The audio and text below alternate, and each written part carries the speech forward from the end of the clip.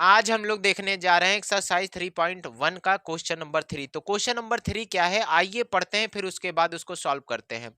On comparing the ratios A1/A2, B1/B2 and C1/C2, find out whether the following pair of linear equations are consistent और inconsistent. यानी हमें क्या करना है, ratio का कंपेयर करना है और हमें बताना है कि ये इक्वेशन कंसिस्टेंट है या इनकंसिस्टेंट। तो आइए हम लोग देखते हैं इसका क्वेश्चन फर्स्ट क्या है। हमारा फर्स्ट क्वेश्चन क्या है, 3x plus 2y equal to 5, 2x minus 3y equal to 7। तो फर्स्ट काम हमारा यही होगा, पहले वाले को इक्वेशन फर्स्ट और दूसरे वाले को इक्वेशन सेकेंड। फिर हम लोग राइट करते हैं on comparing them with equation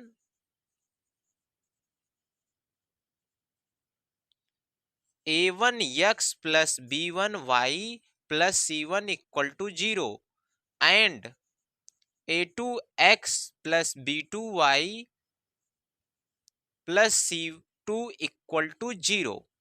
अब इसके बाद हमने क्या बताया था इंट्रोडक्शन क्लास में, पहला वाला इक्वेशन हमें a1 b1 c1 देता है, तो a1 की वैल्यू क्या है 3 और b1 की वैल्यू क्या है 2 एंड c1 की वैल्यू क्या है -5। क्योंकि ये इस फॉर्म में नहीं है तो हमें इस फॉर्म में करने के लिए +5 को इधर ट्रांसफर करेंगे तो क्या हो जाएगा -5। तो लेकिन ट्रांसफर नहीं करेंगे, डायरेक्ट c1 की वैल्यू क्या लिख दिए हम लोग -5। ऐसे ही दूसरा इक्वेशन क्या देता है हमें, a2 b2 और c2 देता है। तो a2 की वैल्यू क्या है हमारा 2 और b2 की वैल्यू क्या है -3, क्योंकि साइन हमें लेना होता है। और C2 की वैल्यू क्या है -7, क्योंकि 7 इधर ट्रांसफर होगा, प्लस है तो क्या हो जाएगा माइनस। अब सबसे पहले हम लोग A1/A2 निकालते हैं। तो A1 की वैल्यू क्या है 3 और A2 की वैल्यू क्या है 2। इससे ज्यादा ये सॉल्व ही नहीं होगा। अब B1/B2 निकालो। B1 की वैल्यू है 2 और B2 की वैल्यू है -3। इसी टाइप से C1/C2 हम लोग निकालेंगे। C1 की वैल्यू है -5 और C2 की वैल्यू है -7। माइनस से minus cancel out, 5/7।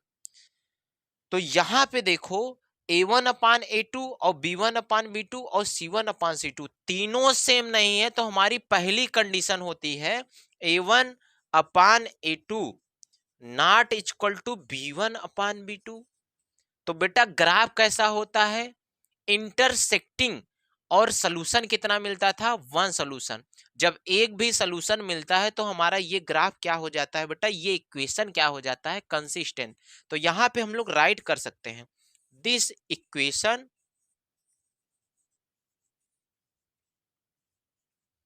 Is consistent. तो क्वेश्चन नंबर 1 आपको समझ में आया होगा। अब हम लोग इसका 2 देखते हैं।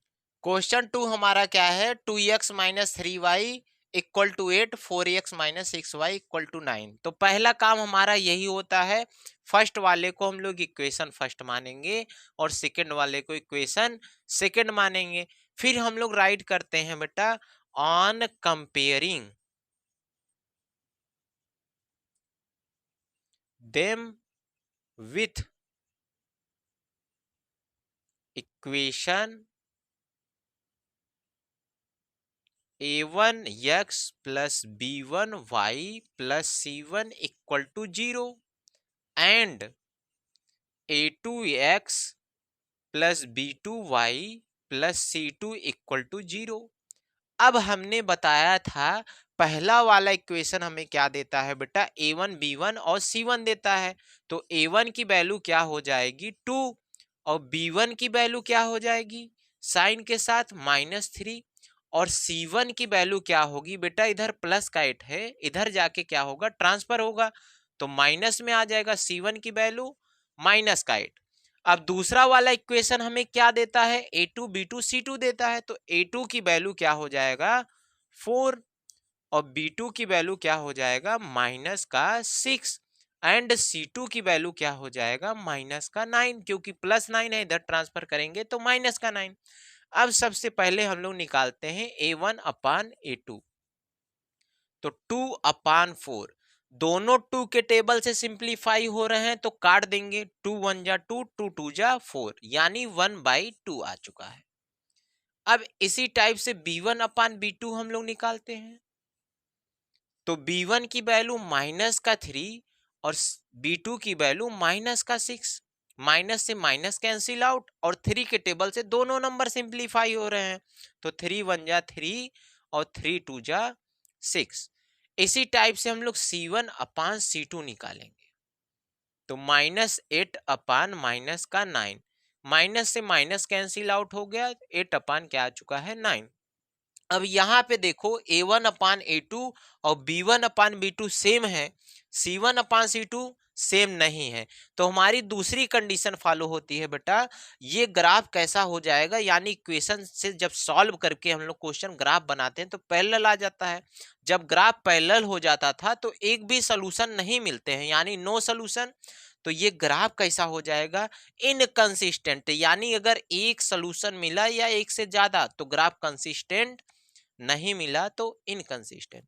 तो यहां पे हम लोग लिखेंगे A1 upon A2 equal to B1 upon B2 and not equal to C1 upon C2।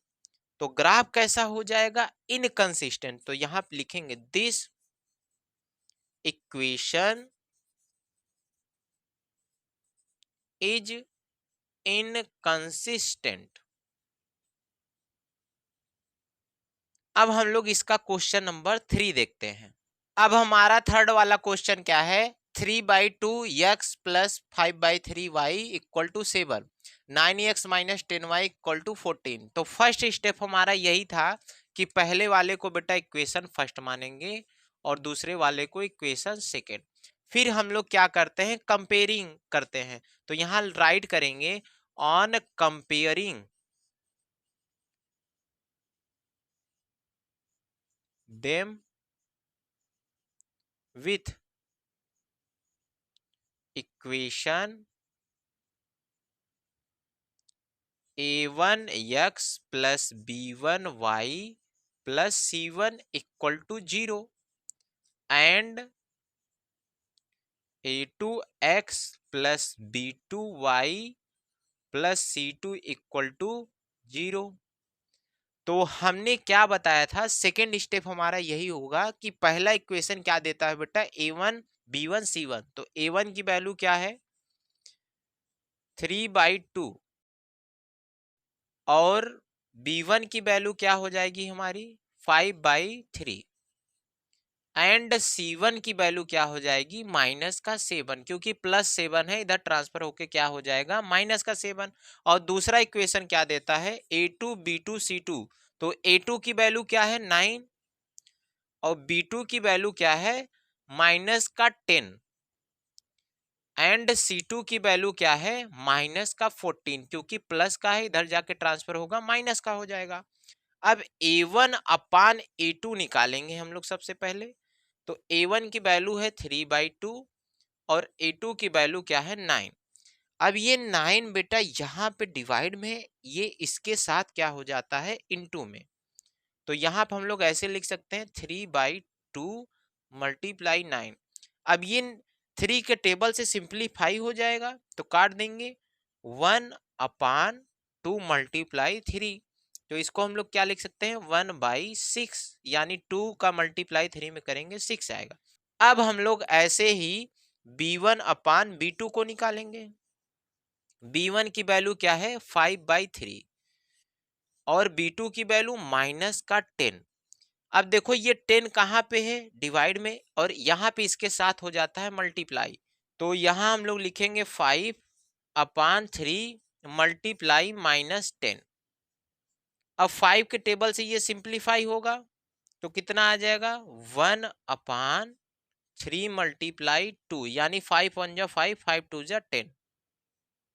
अब मल्टीप्लाई करेंगे 1/- का 6, 3 2 जा 6। अब ऐसे ही हम लोग C1 अपान C2 निकालेंगे, तो C1 की वैल्यू -7 और C2 की वैल्यू -14, माइनस से माइनस कट गया, 7 के टेबल से सिंप्लीफाई होगा 1/2। यहां पे देखो A1/A2, B1/B2 और C1/C2 तीनों सेम नहीं है, लेकिन लग रहा होगा A1/A2, B1/B2 क्या है, सेम, क्योंकि यहाँ साइन माइनस का आ चुका है तो हम लोग मानेंगे ये सेम नहीं है। तो यहाँ पे पहली कंडीशन फॉलो होगी, यानी A1/A2 not equal to B1/B2। तो ग्राफ कैसा होता था बेटा, इंटरसेक्टिंग लाइन और एक सोल्यूशन मिलते थे, यानी वन सोल्यूशन, तो एक भी सोल्यूशन मिलता है तो ग्राफ क्या हो जाता, कंसिस्टेंट। तो यहां लिखेंगे this equation is consistent.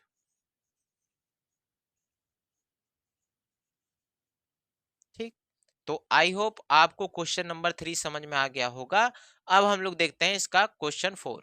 Question 4 क्या है, 5x minus 3y equal to 11 minus 10x plus 6y equal to -22।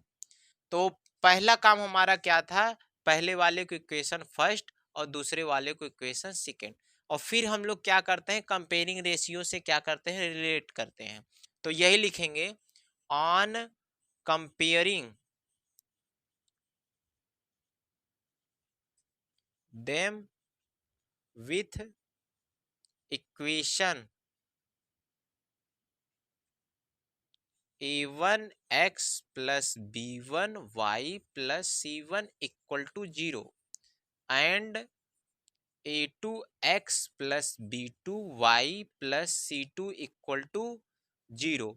तो पहला इक्वेशन क्या देता है, a1 b1 c1। तो a1 की वैल्यू 5 और b1 की वैल्यू क्या हो जाएगा, माइनस का 3, एंड c1 की वैल्यू हो जाएगा माइनस का 11, क्योंकि प्लस 11 है, इधर ट्रांसफर होके माइनस का 11।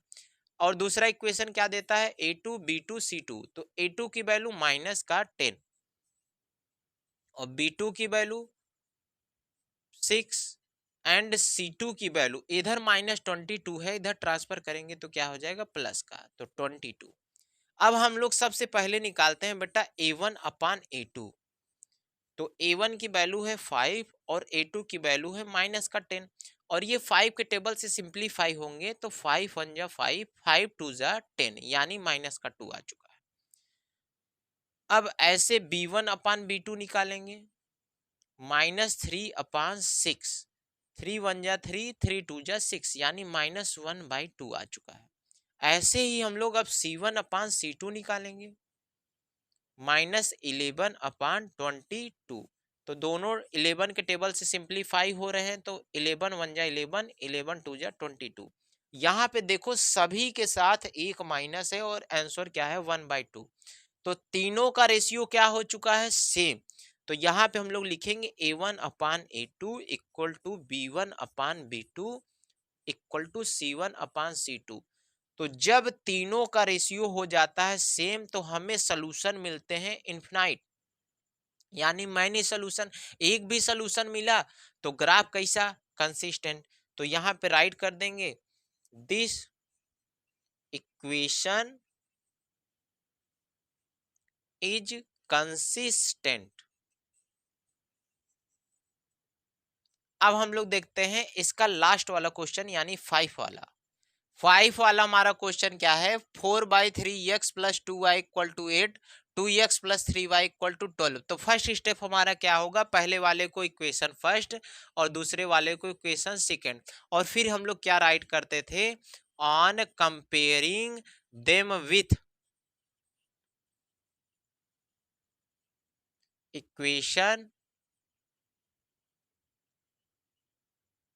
a1x plus b1y plus c1 equal to 0 and a2x plus b2y plus c2 equal to 0। तो पहला वाला इक्वेशन क्या देता है, a1 b1 c1। तो a1 की वैल्यू क्या हो जाएगी, 4/3, और b1 की वैल्यू हो जाएगी 2, एंड c1 की वैल्यू हो जाएगी -8, क्योंकि +8 है, इधर ट्रांसफर होके -8। और दूसरा इक्वेशन क्या देता है, a2 b2 c2। तो a2 की वैल्यू 2 और b2 की वैल्यू 3 और C2 की वैल्यू क्या हो जाएगी माइनस का 12, क्योंकि इस तरफ क्या है बेटा प्लस का है, इधर जाके क्या हो जाएगा माइनस का। तो A1 अपान A2 का रेशियो सबसे पहले निकालो, तो 4/3 अपान 2। अब देखो ये 2 यहाँ पे है और इसके साथ क्या हो जाता है मल्टीप्लाई में, तो यहाँ पे हम लोग क्या लिख सकते हैं, 2 3 जा 6 यानी 6 हो गया और 2 के टेबल से सिंप्लीफाई हो रहा है, 2 2 जा और 2 3 जा। ऐसे ही हम लोग क्या निकालेंगे B1 अपान B2, तो B1 की वैल्यू क्या है 2 और B2 की वैल्यू क्या है 3। अब ऐसे ही हम लोग क्या निकाल सकते हैं C1 अपान C2, तो C1 की वैल्यू -8 और C2 की वैल्यू -12, माइनस से माइनस कट गया, 4 के टेबल से कटेगा, 4 2 जा 8 4 3 जा 12। यहाँ पे देखो सभी लोग क्या आ चुके हैं सेम आ चुके हैं, तो यहाँ पे हमारा फिर से वही कंडीशन बन रहा है A1 upon A2 equal to B1 upon B2 equal to C1 upon C2। जब सभी लोग सेम हो जाते हैं रेशियो में तो हमें मिलता है मैनी सोल्यूशन, और हमने बताया था एक भी सोल्यूशन मिलेगा तो ग्राफ कैसा होगा कंसिस्टेंट। तो यहाँ पे हम लोग लिख देंगे दिस इक्वेशन इज कंसिस्टेंट।